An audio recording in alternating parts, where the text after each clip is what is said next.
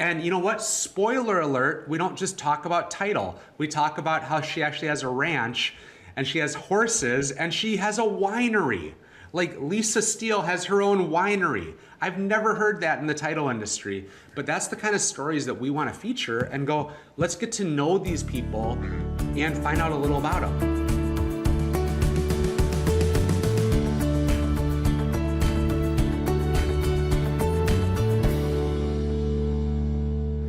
Well, and I think it's so easy to get caught up in that, right? Which is sort of the inside out approach, which is all the substance and content and regulations and details that we obsess over and need to, by the way, and we lead with that versus the outside in, which is what is the experience, back to your thing, of our client and where is their pain and how does that translate into what we offer?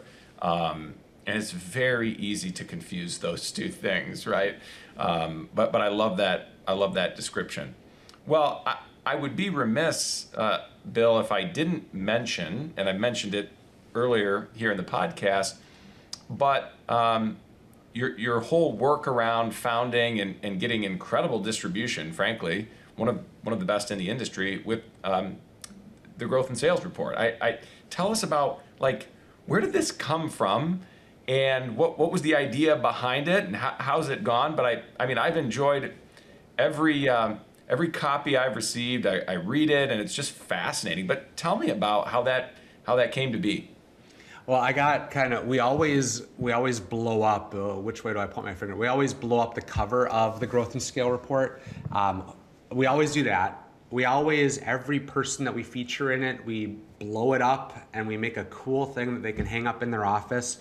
The whole idea is a whole magazine focused on the title industry, and not just the title industry, but the people in it. And we call this the Growth and Scale Report because I believe that title, it's all about growing and scaling. Growing with sales, scaling with efficiencies. And you know, that's a kind of a plug for CloseSimple. That's what we do. We help title companies grow with sales, creating a differentiator that they can put in front of a realtor, and scale with efficiencies, you know. But these are kind of a few past issues, and they're actual magazines. You know, like that's the big thing. Like, they're actual magazines. We spend a ton of money on these. But the idea was this. I was actually flying one day. You know, we fly a lot as a vendor in this industry, going between conferences. I'm in a Delta plane and I see this Delta magazine in the seat back, and something just rubbed me wrong about it. I thought, even a plane, an airline company has a magazine that talks about things that are cool. They make, you know, like you're going between Atlanta and LA or Minneapolis and Houston. And I'm looking at a picture of Fiji. You know what I mean? Like, they're selling me something and they're going, this, wouldn't life be better if you were in Fiji or London? And I'm like, an airline cares so much about its core business that they're creating an experience in the seat back for customers to go, oh, this is so cool, I'm gonna read it. And I just got this really kind of disdain, a holy disdain right there. And I'm like, you know what? Our industry needs something like this. We need something that makes a title agent, you know, here's Camille Brannon out of Atlanta, Georgia. We need something that puts a Camille Brannon or a Lisa Steele or a, you name it, on the cover. And I don't want to talk about policy. I don't want to talk about how to do title better. I want to talk about how they've grown and scaled their business. I want to give the stories, the motivation behind them, and I want to inspire others. And that was literally the genesis of the Growth and Scale Report. It was like, we're going to make something that looks cool. It's going to be designed well. It's going to feature title agents. We're always going to have a title agent on the cover. You know, and I know we have one of these, we have an underwriter, you know, Don Kennedy, but this is the presidential issue. We have the former president and then the current president for when we did this. And we always want to put the title agent on the cover because in my world, the title agent doesn't get half the credit that they deserve for all the hard work they do. So I love it, you know, putting a Lisa Steele on the cover and going like, let's tell her story about some crazy stuff that happened and how she has grown motherlode into what it is today. And you know what? Spoiler alert, we don't just talk about title. We talk about how she actually has a ranch and she has horses and she has a winery. Like Lisa Steele has her own winery. I've never heard that in the title industry, but that's the kind of stories that we want to feature and go, let's get to know these people and find out a little about them. And that was literally the genesis of it. And now we're 6 issues in, getting ready for our 7th, and there we go. Well, Bill, it's been such a pleasure to flip through those. And frankly, many familiar names in there, but even the folks that in some ways you there think you are. There's Iain Bryant. Well, I mean, you're getting thin on subjects. I mean, you gotta at some point in time, There's your family, You have a story that people got to hear about, and that's part of it. That's part of it. It's giving a platform to people and making people in the title industry, like, I have a real issue that real estate agents, we see their faces everywhere. Lenders, we see their faces so many places. Title agents, we don't get the credit for how hard we all work. And I say I'm in the industry, but title agents, they deserve the credit. And you, even as an underwriter, you deserve credit for all the hard work. Like, this is the part of the industry that needs more praise, and that's why it's fun.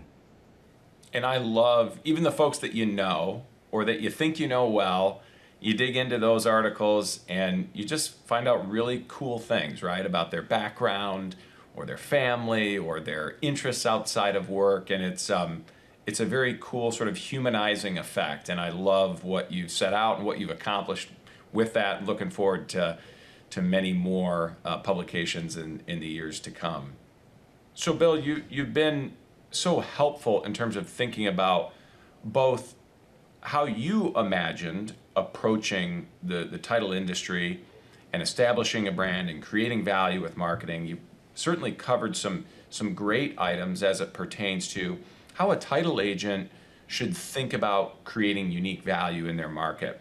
But one thing comes to mind, and I've seen it played out many times. A title agent, even of a very large entity or small entity, many times sits in the role of owner or executive or in a place of significant control or management. And the path to get there has been very much from sort of a practitioner role, almost an apprenticeship, if you will.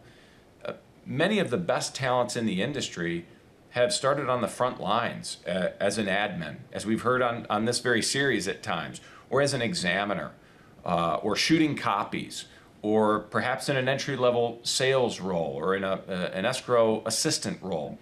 And they've proved their worth, and they've risen through the ranks, and they find themselves now in this place of significant influence for the entity.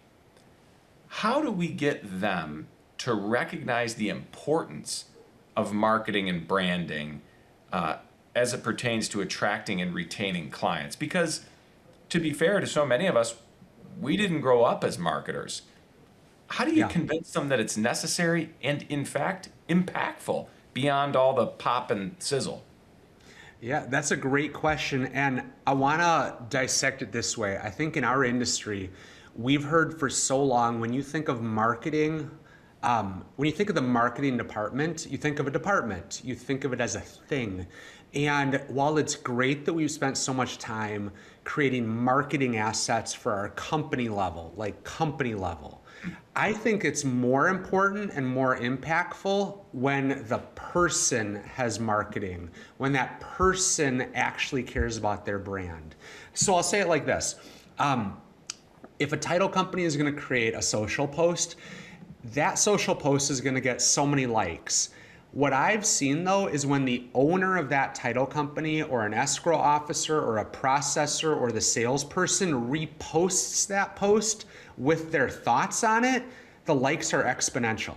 So I think there's so much power in, yes, we need to be marketing. Like you need to think about it as marketing, like that's necessary. We've talked a lot about how do you get your brand out there? What are the things you should talk about, shouldn't talk about?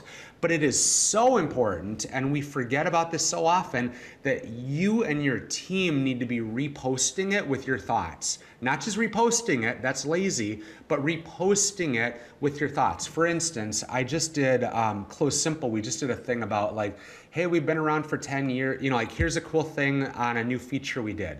And what I did was I reposted that CloseSimple, you know, social post with my thoughts on it and said, hey, 10 years ago, my co-founder Paul and I never would have even thought that we would have released this thing. But here's a quick little, this is the situation, here's the story, here's how we came about, and it feels so good. And you know what? I think I got 10 or 20 times the likes on that than the CloseSimple post ever got.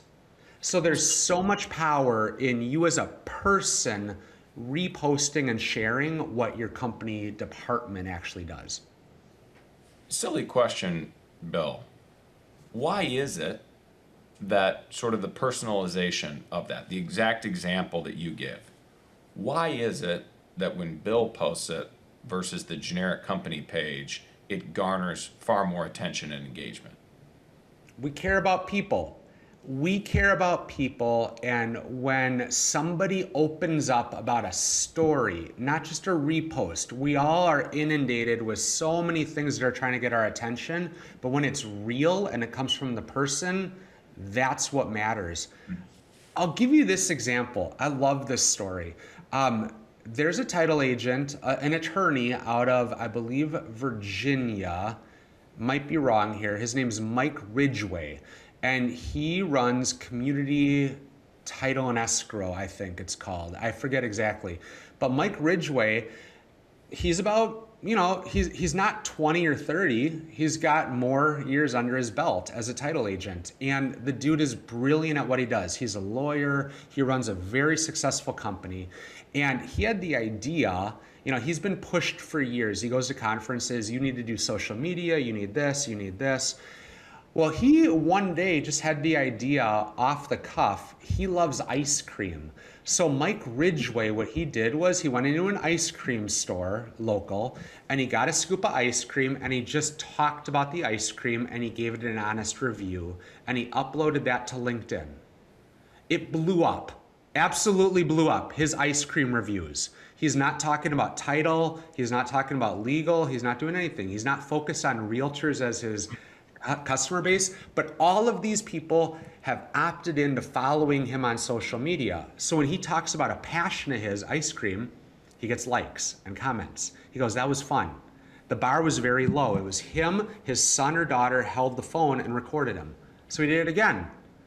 And it blew up. Then real estate agents, lenders, referral partners in his area are starting to ask about when's the next ice cream review coming out. And all of a sudden, Community Title turns into a company that was not doing video on social media, that wasn't leaning into this whole social media thing. But because Mike started talking about ice cream, his company started going, Mike, would you start talking about this stuff? Would you start talking about this stuff? And real estate agents and lenders started going, I like that Mike Ridgway guy. And all of a sudden then his team starts going, oh, we could be talking about stuff too. And it just spread like wildfire in his company because it started with a person, not the company. And all of a sudden people were going, when is the next Mike Ridgway video coming out? I love that because it's not the typical social media marketing story. And Mike Ridgway just proves to everybody that if he can do it, you can do it too. I love that example. And you know, people do business with people, right? At the risk of sounding silly.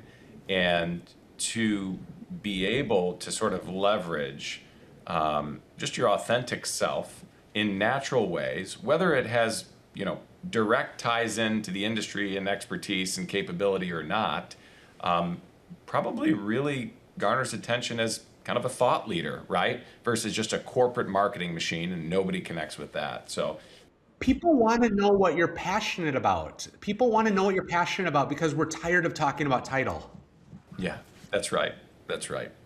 That was an awesome story, Bill, by the way. That is so, so cool. And it brings it to life, right? Exactly what you're Yeah. talking about. Bill, we've talked about a number of things. You know, give us something that we haven't talked about yet, maybe that title agents aren't even thinking about, that's next around the corner as it pertains to marketing and branding. Give us something to do some homework on here that we should be thinking about.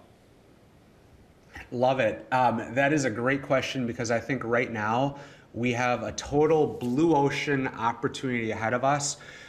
Just like when social media was brand new, just like when AI was brand new, you have the early innovators that kind of get into it, and then you kind of watch and go, oh, I wish I would have done that sooner. Right now, the greatest opportunity for any title company out there is to lean into AI SEO.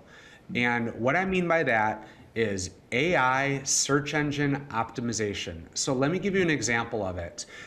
For years in our industry, we've always questioned, are realtors Googling to find title companies? We have customers that can point literally on their board of realtors that refer business. That one found us on a Google search. That one found us on a Google search. That one. And it's kind of like, we wonder, do they? Yes, they do.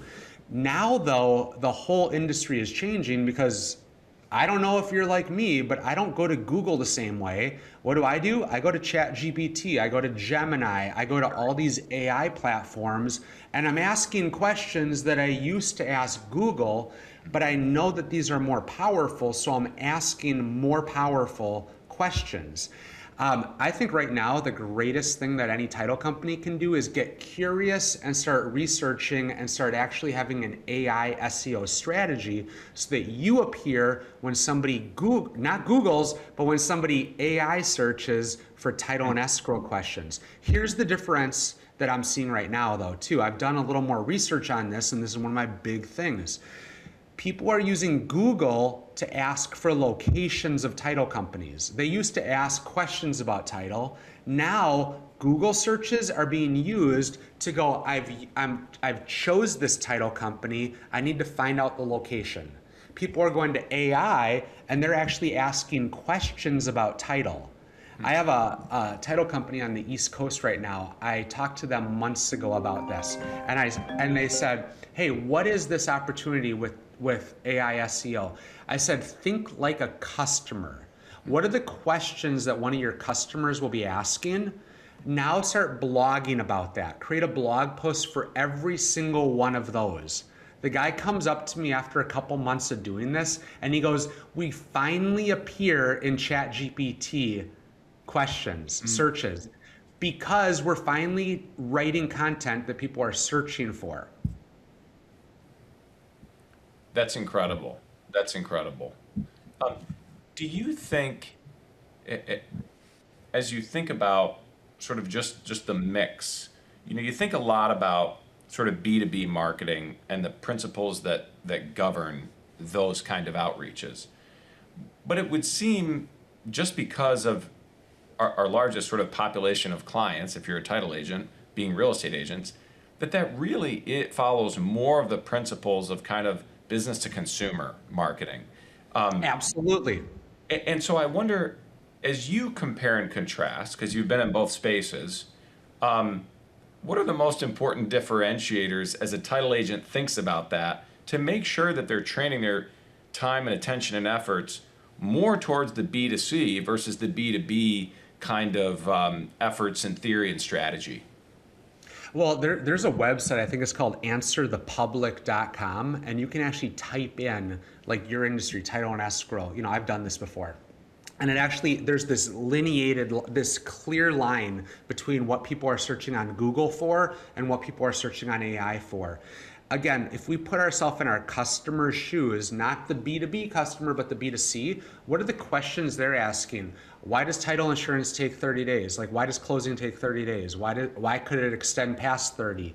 What is a lien? And if we start answering those questions and start going, what are consumers asking? Yeah. Not about number of locations for your title company, like what's the address for the Houston location. Like that's an actual Google search.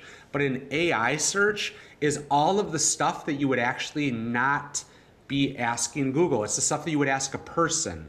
Hey, tell me about this. What's up with this? Why am I paying for title insurance? What are the pros of it? What are the cons of it?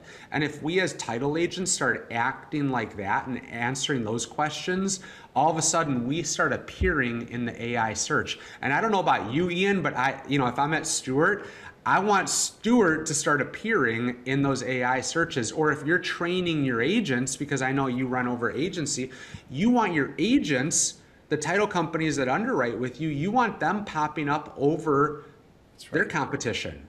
So if we start talking about how do we appear in these AI searches, all of a sudden now they get the upper hand. And I guarantee you this, Ian, like there is probably like 2 or 3% of title companies, if that, they're even thinking about this right now. Nobody is thinking about it, but we all know how much we rely on Google. We're going to be relying on AI 100 times more than that. Yeah. And certainly we even see that with our own individualistic uses of the two tools, right? I mean, I just as you're talking through this, I'm thinking about how I utilize both of those, and it's very akin to everything you just described. So I appreciate that. Thank you for bringing that to the fore and kind of framing that in our minds, and what a helpful takeaway for us and our agents to think about getting a leg up, right, on what's coming around the curve. Bill, it has been such a pleasure to talk with you. And obviously we do prep for these episodes, but all those things aside, I've learned some new things today, and so appreciate you taking the time with us, and appreciate the way you've gone about this, just in terms of the way you've grown your business and what you stand for and how authentic you are in your care for others in the industry and their clients. Thanks so much for being on today. Hey, thanks for having me. Absolute pleasure, and I'll see you at a conference soon. No doubt, likely on stage. For our listeners and watchers, thanks again for joining us. This has been another awesome episode, thanks to Bill, of Closing Time. I'm your host, Iain Bryant. We'll talk to you soon.